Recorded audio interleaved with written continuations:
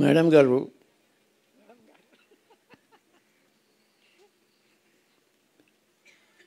ఆవిడ పేరులో ఉంది త్యాగమయ్య అని. మనం త్యాగం ఎవరి కోసం చేస్తాం? మన కోసమే మనం చేస్తాం. ప్రపంచం కోసం చేయం. మన బాగు కోసం మనం త్యాగం చేస్తాం వర్తమానాన్ని. మన భవిష్యత్తు కోసం మన వర్తమానాన్ని త్యాగం చేస్తాం.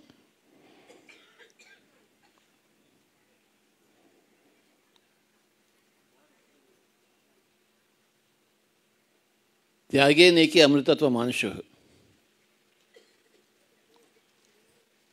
త్యాగం ద్వారానే అమృతత్వం వస్తుంది.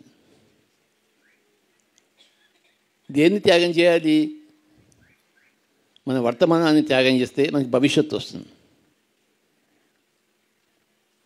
భవిష్యత్తు కావాలంటే వర్తమానంలో త్యాగం చేయాలి.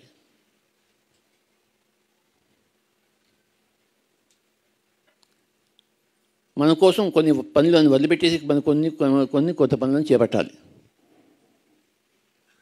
ఎప్పుడు చేసే పనులను వదిలిపెట్టేసేయాలి. ఎప్పుడు చేయని పనులను మనం చేపట్టుకోవాలి. ఎప్పుడు చేసే పని ఏంటి? తినడం, పడుకోవడం. వాటిని త్యాగం చేసి కాస్త తినకుండా ఉండి కాస్త పడకుండా ఉండి ధ్యానం చేసుకుంటుంటే అది త్యాగం. ఆ త్యాగం వల్ల మన వర్తమానాన్ని కొంచెం కోల్పోయినా భవిష్యత్తు బంగారం అవుతుంది. ఆవిడ పేరులోంచి మనకి సబ్జెక్ట్ అంతా వచ్చేస్తుంది.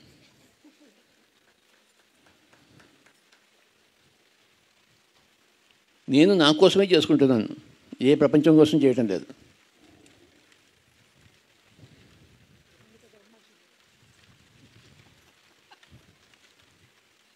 నా వర్తమానాన్ని కొంచెం త్యాగం చేసి నా భవిష్యత్తుని నిర్మాణం చేసుకుంటున్నాను.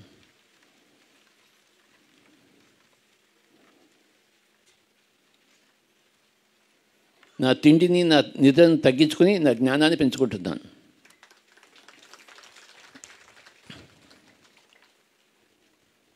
నా తిండిని, నా నిద్రను నా కోసం నేను త్యాగం చేసుకుంటున్నాను.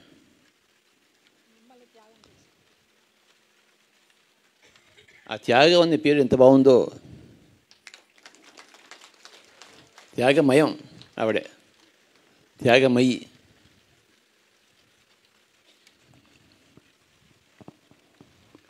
మనం కోసం త్యాగం చేసుకుంటున్నాము.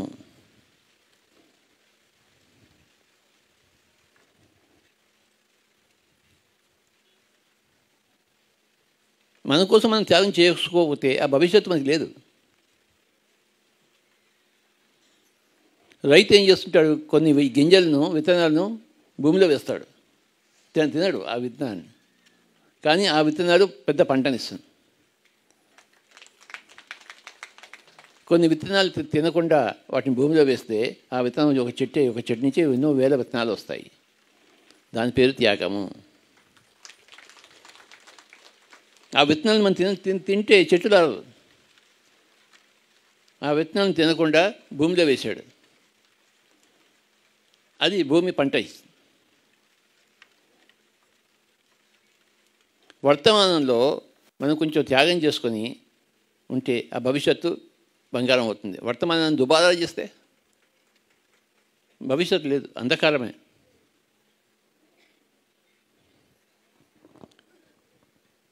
ఇది మన ప్రాపంచికం చెప్పుకుంటే ఇన్సూరెన్స్ పాలసీ లాంటిది. మనం వచ్చిన జీతంలోంచి ఇంత ఇన్సూరెన్స్ పెడితే లైఫ్ ఇన్సూరెన్స్ వాళ్ళ జీవితం అంతా కాపాడుకుంటారు మనల్ని. ఆ ఇన్సూరెన్స్ పాలసీ అనమాట.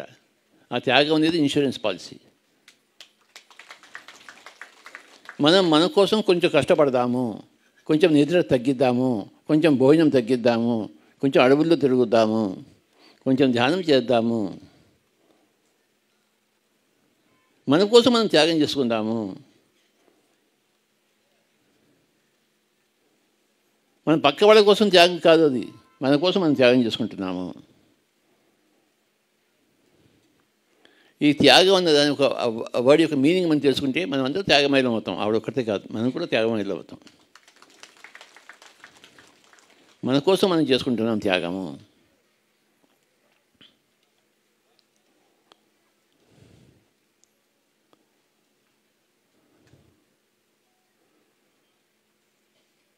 జగపతి రాజు గారు తన కోసం తాను త్యాగం చేస్తున్నాడు ఇక్కడ. డాక్టర్ గారు తన కోసం తాను త్యాగం చేస్తున్నాడు ఇక్కడ. ఎవరు చేసినా కూడా తమ కోసమే తను చేస్తున్నారు త్యాగము. ఎవరు ఇంకొకరికి చేయటం లేదు, చేయజాలరు, చేయడం ఇంపాసిబుల్. ఒక మనిషి ఇంకో మనిషికి చేయడం ఇంపాసిబుల్, అసంభవము. ఏ మనిషి ఇంకో మనిషికి ఏమీ చేయలేడు.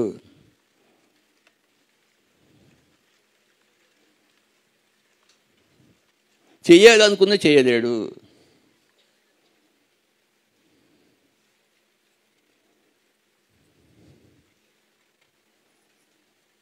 ఎవ్వరూ ఇంకొకరికి ఏమీ చేయలేరు.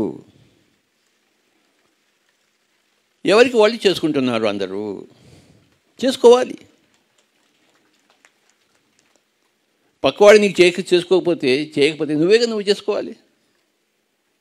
పక్కవాడు చేస్తాడేమని కూర్చుంటే అక్కడే అంతే సంగతులు. నీకేమీ రాదు, ఒక అడుగు కూడా ముందుకేయవు. నీకు నువ్వు చేసుకుంటున్నావు. నీకు నువ్వు బాగా చేసుకుంటే నువ్వు కొంచెం త్యాగం చేసుకోవాలి. నీ వర్తమానాన్ని కొంచెం త్యాగం చేసుకోవాలి. నీ భోజనాన్ని తగ్గించుకోవాలి. నీ నిద్రను తగ్గించుకోవాలి. నీ ధ్యానాన్ని హెచ్చించుకోవాలి. నీ సేవను హెచ్చించుకోవాలి.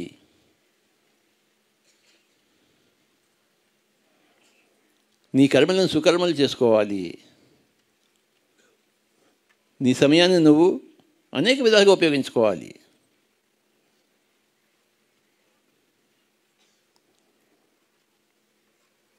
నువ్వు ఎవ్వరికి ఏమీ చేయలేవు. ఎవరు నీకు ఏమీ చేయలేరు. ఎవరికి వారే యమునా తీరే.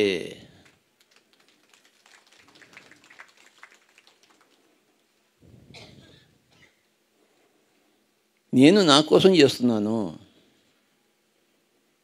నా పంట నేను పండించుకోవాలి. ఇగో పండించుకుంటున్నాను. ఇగో నా పంట అంతా ఇక్కడే ఉంది. నేను విత్తనాలు జల్లాను, పంట పండించుకున్నాను. త్యాగం చేయలేదు. పక్కన వాళ్ళ కోసం ఏం చేయలేదు. నా పంట నేను పండించుకున్నాను. ఇగో నా పంట అంతా ముందు ఇక్కడ విస్తారంగా ఉంది. నా పంట అంతా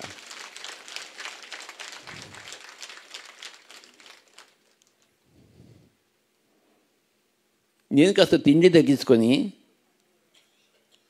కాస్త నిద్ర తగ్గించుకొని, నేను ధ్యానం చేసి పుస్తకాలు చదివి నా పంట పండించుకున్నాను. అందరూ ఎవరి పంట వాళ్ళు పండించుకోవాలి.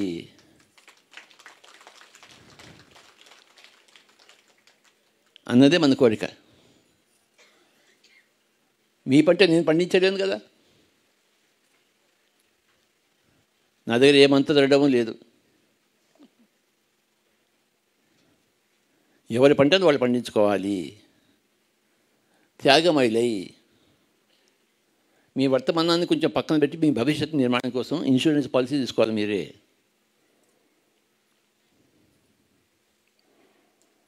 తిండి తగ్గించాలి, నిద్ర తగ్గించాలి,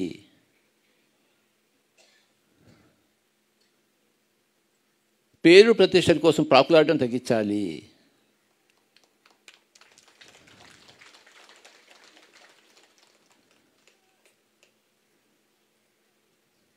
ధనం కోసం ప్రాకులాడటం తగ్గించాలి.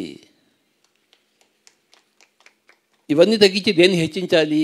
ధ్యానాన్ని హెచ్చించాలి, స్వాధ్యాయాన్ని హెచ్చించాలి, సజ్జన సంగత్యాన్ని హెచ్చించాలి. శోభా మేడం అదే చెప్పారు, 3 అని చెప్పారు. ధ్యానం సర్వరోగ నివారిణి, సకల భోగకారిణి, సత్యజ్ఞాన ప్రసాదిని. ధ్యానం చేయడం ఏంటి? నువ్వు త్యాగం చేస్తున్నావు అనమాట. ఆ సినిమాలు చూడడం అనేసి ధ్యానం చేస్తున్నావు. పక్కింటి ఉబిసి కుప్ప ఒక కబలు వినడం అనేసి ధ్యానం చేస్తున్నావు.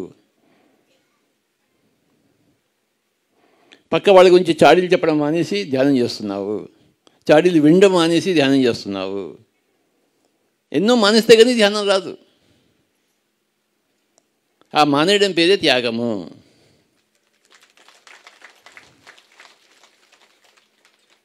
నీలో ఎన్నో పనికిరాని ఉన్నాయి, అవన్నీ త్యాగం చేయాలి. అప్పుడు పనికొచ్చేవన్నీ చేస్తావు మనం. పనికిరాని ఎన్నో ఉన్నాయి. పనికిరాని మాటలు వినడము, పనికిరాని మాటలు మాట్లాడటము, పనికిరాని ఆలోచనలు చేయడము,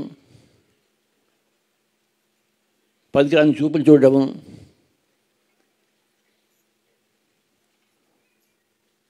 ఒకసారి ఏమైందంటే ఒక ఊరికి వెళ్ళాను నేను. ఒక పెద్ద జమీందార్ ఆ రోజుల్లో.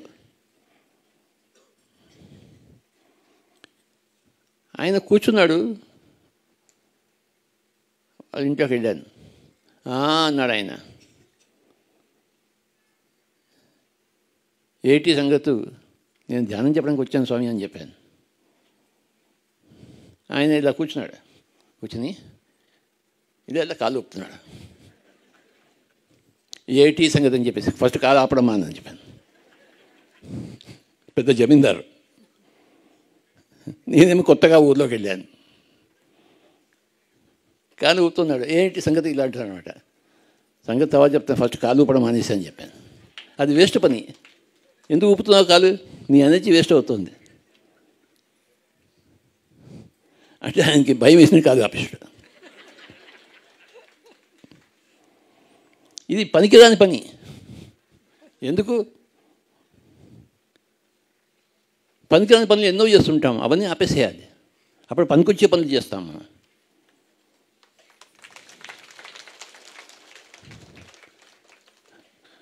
త్యాగం అనే కాన్సెప్ట్కి ముందు మనం అన్ని పనికిరాని పనులు చేస్తామని మనకి తెలియదు. మనకి ఆ పనికిరాని పనులు ఆపేసడమే త్యాగము. మనకి ఎందుకు పనికిరావు పనులు? పక్క వాళ్ళ మాటలు వినడం. ఈయనేమంటాడు, నీకు తెలుసా ఆ అబ్బాయి ఏం చేస్తాడు, ఆ అబ్బాయి ఏం చేస్తాడు, నాకెందుకు?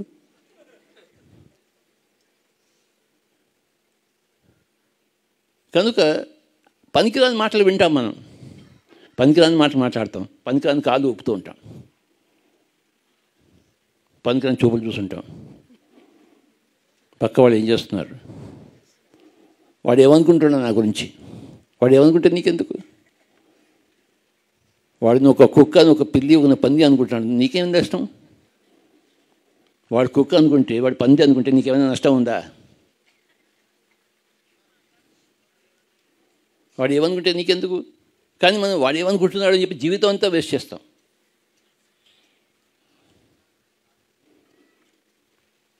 అందరి జీవితాలు ఎందుకు వేస్ట్ అవుతుందంటే పనికిరాని పనులలోనే జీవితం వేస్ట్ అయిపోతుంది.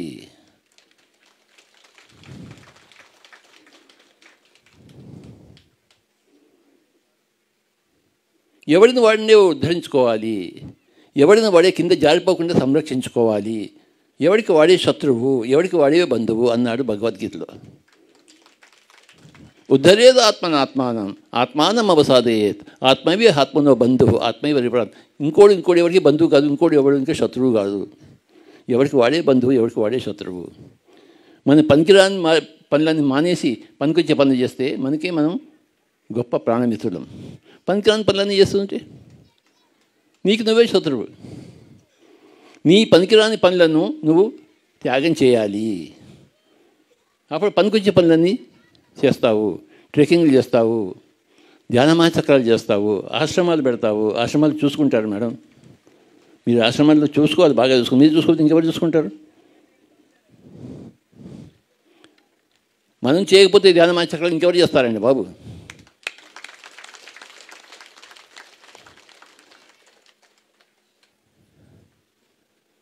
మనం ధ్యానం చెప్పకపోతే ప్రపంచానికి ఇంకెవరు చెప్తారు? ఇది మన కర్మ, మన డ్యూటీ, మన బాగు కోసం మనం చేసుకుంటున్నాము. మనం చేయగలిగినదే చేస్తున్నాం.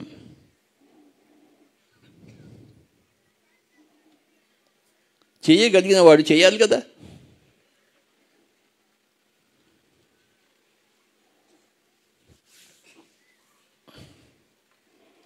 మనం ఏది చేయగలమో అది చేసి తీరాల్సిందే. 2 కాళ్ళు ఉన్నాయి కదా, కొండ ఎక్కగలం కదా. 2 కాళ్ళు లేనివాడు కొండ ఎక్కలేడు, అది వేరే మాట. కానీ నీకు 2 కాళ్ళు ఉన్నాయి, నువ్వు ఉపయోగించుకోవడం లేదు. కొండలు ఎక్కగలవు, ఎక్కడం లేదు, నిద్రపోతున్నావు పడుకుని. 2 చేతులు ఉన్నాయి, ఎంతైనా పని చేసుకోవచ్చు. నోరు ఉంది, ఎంతైనా బోధించవచ్చు అందరికీ. మన నోరు ఉంది కదా. 1,00,000 మందికి మనం ధ్యానం చెప్పవచ్చు. కానీ ఎందుకు చెప్పలేకపోతే?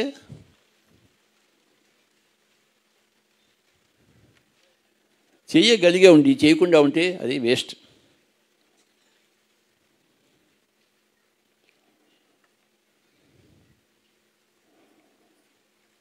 నేనేది చేయగలను అది నేను చేసే తీరుతాను.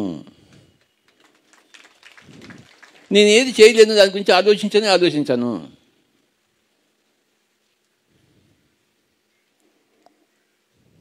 నా జేబులో డబ్బు లేదు, కానీ నా నోట్లో మాట ఉంది కదా. నా నోటిలోని మాటని ఉపయోగించుకుంటాను.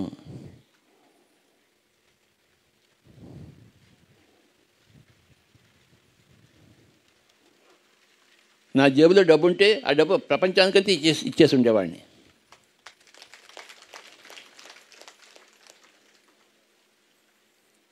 నా జేబులో డబ్బు లేదు, కానీ నా నోట్లో మాట ఉంది, ప్రపంచానికి ఇస్తాను.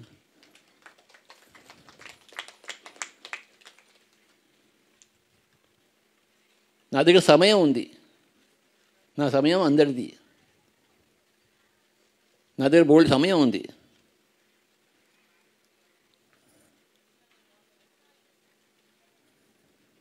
మనం ఏది చేయగలుగుతో అది చేసే తీరాల్సింది. ఇల్లు ఊడవగలం అనుకోండి, ఇల్లు ఊడ్చాలి. అక్కడ అంత తిన్న తర్వాత ఆకులు ఎత్తగలం కదా, మనం ఎత్తాలి, ఆకులు ఎత్తాలి. 2 చేతులు ఉన్నాయి కదా. 2 చేతులు లేకపోతే ఆకులు ఎత్తలేము. ఉన్నాయి కదా 2 చేతులు, ఆకులు ఎత్తాలి. అందరికీ సర్వింగ్ చేయాలి. 2 చేతులు ఉన్నాయి కదా. లేకపోతే ఏమన్నా అడుగుతారేంటి, నీకు 2 చేతులు ఉన్నాయి, ఏం చేస్తున్నావు 2 చేతులతో? ఆకులు ఎత్తగలవు, ఎత్తు. వడ్డించగలవు, వంట చేయగలవు, వంట చెయ్యి. 2 చేతులు ఉన్నాయి, వంట వండు, వంట వడ్డించు, ఆకులు ఎత్తు, ఊడ్చు, చెయ్యి. నోరు ఉంది కదా, మాట్లాడు, చెప్పు. నేను నిన్ననే ధ్యానంలోకి వచ్చానండి, ఇవాళ ఏం చెప్తానంటే నిన్న ఏం చేసి నిన్నటి ఇవాళ ఏం నేర్చుకున్నావు అదే చెప్పు, అంతే. అది చెప్తుంటే అదే వచ్చేస్తుంటుందంట. నిన్న మొదలుపెట్టావు ధ్యానము, ఇవాళ 24 గంటలు అయిపోయింది. 24 గంటలు నీకేం వచ్చింది? ఏదో ఇంత వచ్చి ఉంటుంది కదా, ఒక చీమంతా. ఆ చీమంతా నాకు వచ్చిందని చెప్పు, నోరు విప్పు. నోరు ఇప్పడం నేర్చుకో. నీ మాటను నోట్లోనే పెట్టుకుంటే ఏం లాభం? నోట్లోంచి మాటను తీసి ఇయ్యి అందరికీ. నువ్వు ఏం లాభం పొందావో దాన్ని చెప్పు. శోభా మేడం గారు చెప్పారు, ఆవిడకి ఏమొచ్చిందో జీవితంలో.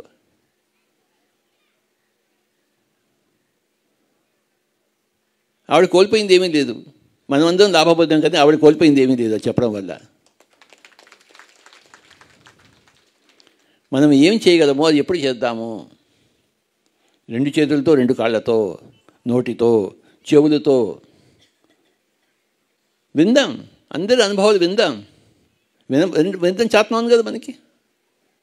వినకుండా ఉంటే ఏమర్థం ఉంది? నాకు అన్నగారు ఉండేవారు. ఆయన పైలోకాలను పోయాడు 2 years బ్యాక్. నేను చెప్పిన మాట వినలేదు ఆయన, నా సొంత అన్నగారు. వినకుండా సోరియాసిస్ తెచ్చుకున్నాడు మాంసం తిని. బ్రాహ్మణ ఇంట్లో పుట్టి, నా తల్లి దగ్గర పుట్టి, నాకు పెద్ద అన్నగా పుట్టి మాంసం తింటే ఏమవుతుంది చెప్పండి మేడం? సోరియాసిస్ వచ్చింది. దానికోసం డాక్టర్ దగ్గర పరిగెత్తాడు. నేను చెప్పాను, చూడు నాయన, డాక్టర్లు ఏమీ చేయలేరు, నీకు వచ్చింది నీ కర్మ వల్ల. నువ్వు మాంసం తింటే మానేస్తే నీకు సోరియాసిస్ పోతుంది. దానికి బదులు నువ్వు ధ్యానం గురించి చేయని చెప్తే నా మాట వినలేదు. అందుకే ఆయన చెవులు నాకు అప్పగించలేదు. ఆ చెవులు ఎందుకు? ఇంకా ఆ చెవులు దేనికి? చెవులు ఉన్నాయి కానీ ఉపయోగించుకోలేదు మా అన్నగారు, నన్ను పెంచిన అన్నగారు. ఆయనకి సోరియాసిస్ రాకుండా నేను కాపాడలేకపోయాను. ఆయన ఎక్కడ కూర్చుండేస్తే ఇంత రక్తం పడి ఉండేది, ఎందుకంటే సోరియాసిస్. ఆ డాక్టర్ దగ్గరికి వెళ్తాడు కానీ నా దగ్గర రాడు. ఆ డాక్టర్కి చెవులు అప్పగించాడు, కానీ నాకు చెవులు అప్పగించలేదు. కానీ నాకు ఇంతమంది ఇక్కడ చెవులు అప్పగించారు, ఎవరికి సోరియాసిస్ లేదు. నాకు చెవులు అప్పగించారు కనుక మాంసం తింటే మానేశారు, సోరియాసిస్ రాలేదు, ధ్యానం చేస్తున్నారు. ఎందుకోసం సోరియాసిస్? నాకు చెవులు అప్పగించకపోతే, చెప్పింది చేయకపోతే, చెప్పింది వినకపోతే మాంసము తింటారు, సోరియాసిస్ వస్తుంది, రక్తం అంతా కాడుతుంటుంది, తొందరగా పైకి లోకాలు పోతారు, సమయం రాకముందే పోతారు. నా సొంత అన్నగారు ఆయన చిన్నప్పటి నుంచి ఆయన నాకు రాముడు, ఆయనకి నేను లక్ష్మణుడిని. కానీ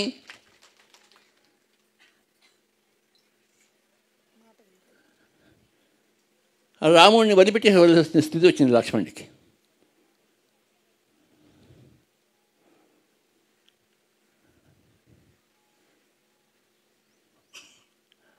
మా అన్నగారు తన చెవులను నాకు ఇవ్వలేదు, ఇచ్చుంటే ఎంత బాగుండేది, ఎంత ప్రగతి సాధించి ఉండేవాడు, ఆ బాధ పడకుండా ఉండేవాడు, ఆ సోరియాసిస్ రాకుండా ఉండేది.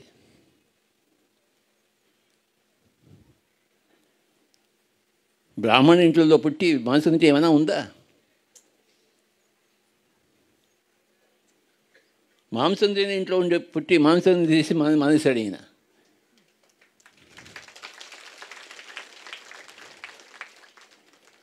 బ్రాహ్మణుల ఇంట్లో పుట్టి మా అమ్మగారి దగ్గర పుట్టి మా అమ్మగారు పెట్టిన తిండి తిని మా అన్నగారు మాంసం తిండి మొదలుపెట్టాడు. కర్మ. మనకున్న చెవులను మనం ఉపయోగించుకోవాలి. ఉన్నాయి కదా చెవులు, ఉపయోగించుకోక నానా అవస్థలు పడుతున్నారు ప్రపంచం అంతా.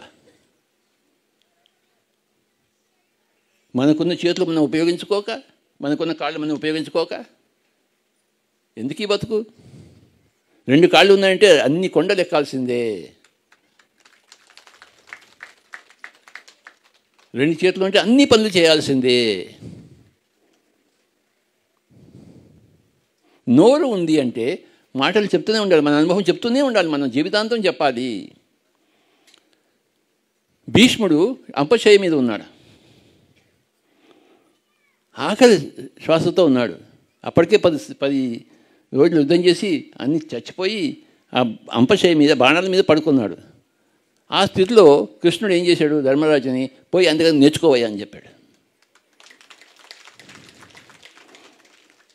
ఆయన దగ్గర బోల్డ్ జ్ఞానం ఉంది అని చెప్తాడు, నోరు ఇప్పుతాడు ఆయన. నువ్వు అడిగితే నోరు ఇప్పుతాడు.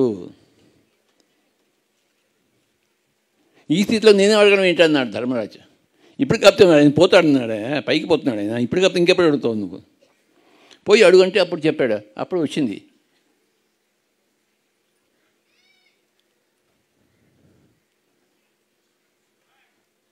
భీష్ముడు తను చనిపోయే దశలో కూడా నోరు ఇప్పాడు, విస్తారంగా నోరిప్పి చెప్పాడు ధర్మరాజుకి. అది నోరంటే. మన నోరు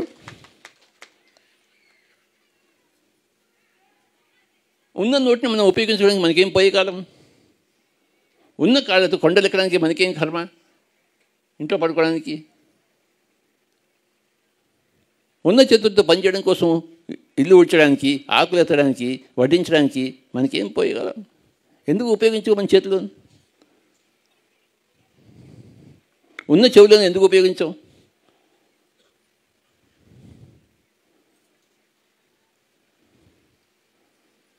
ఉన్న శరీరాన్ని ఉపయోగించుకున్నవాడే పిరమిడ్ మాస్టరు.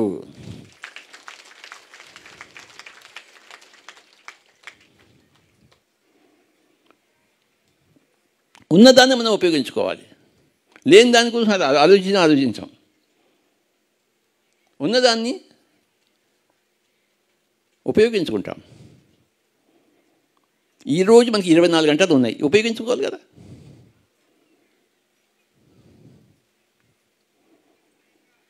అడవికి వచ్చాం, ఇక్కడ ఉపయోగించుకోవాలి కదా మనం. అందరినీ వినాలి కదా. గొప్ప గొప్ప వాళ్ళంతా వస్తున్నారు కదా మన దగ్గరికి, నడిచి వస్తున్నారు, పక్షులాగా ఎగురుకుంటూ వస్తున్నారు. మనం వినాలి కదా మరి. వాడు ఎంత కష్టపడి వచ్చారు, మనం విన్నాం ఎంత కష్టపడి వచ్చారో. వాళ్ళు నోరు ఇప్పడం కోసం వచ్చారు, మనం చెవులు ఇప్పాలి కదా. వారు నోరు ఇప్పితే మనం చెవులు ఇప్పాలి కదా. మా అన్నగారు చెవులు ఇప్పలేదు. నా సొంత అన్నగారు తొందరగా పైలోకాలు పోయాడు. లేదా ఇప్పుడు నా పక్కన కూర్చొని ఉండవలసింది. నా పక్కన ఎందుకు లేడు? 1000 సంవత్సరాలు బతకాలి కదా, ఎందుకు తొందరగా పోయాడు? ఎవడి కర్మ? చెవులు అప్పగించలేదు సొంత తమ్ముడికి.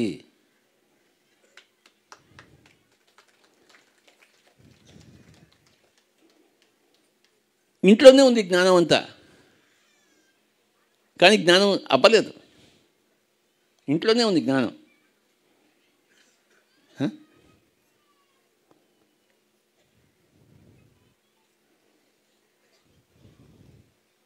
మనం ఉన్నది ఉపయోగించుకోము, అది వచ్చిన గొడవ. లేనిది కోరుకుంటాము, ఉన్నది ఉపయోగించము.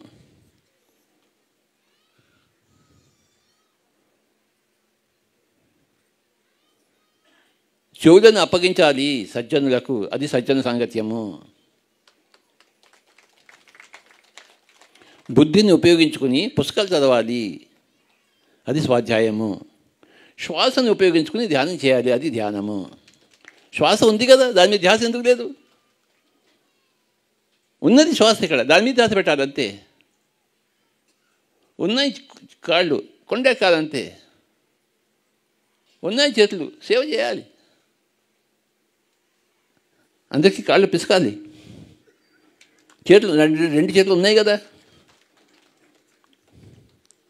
సేవ చేస్తాను. నా 2 చేతులు ఉన్నాయి, ఎందుకు చేయను? సేవ చేసుకోనండి.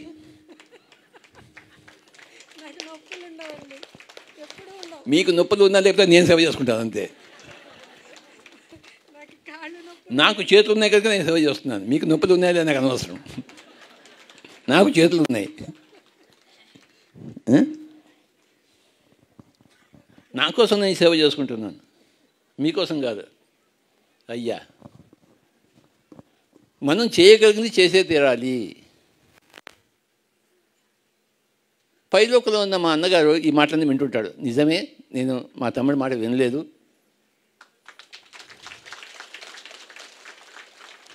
చేతులు కాలిన తర్వాత ఆకులు పట్టుకుంటే ఏం లాభం? చేతులు కాలకముందే ఆకులు పట్టుకోవాలి. ఈ కాళ్ళు 2 పడిపోకముందే కొండలు ఎక్కాలి. వర్మగారి మాట విని కొండలు ఎక్కాలి.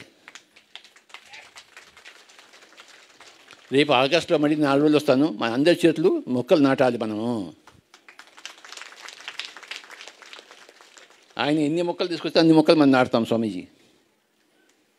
మా చేతులు అందుకోసమే ఉన్నాయి. తర్వాత ఇంకొక పని చేయాలి నాకు అందరూ. 11వ తారీఖు వెళ్తాం కదా బాబు, ఇక్కడి నుంచి మెయిన్ రోడ్ వరకు నడుచుకుంటూ వెళ్తాం అందరం. ఓకేనా? నడుచుకుంటూ వెళ్తూ దారిలో ఉన్న చెత్త అంతా తీసేస్తాం. స్వచ్ఛ భారత్.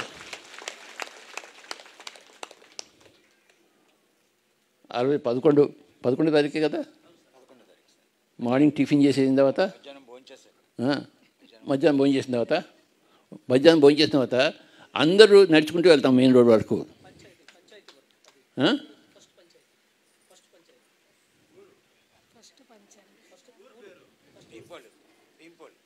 ఏవేమి ఉంటే అన్నీ చూసుకుంటూ వెళ్తామయ్యా మెయిన్ రోడ్ వరకు.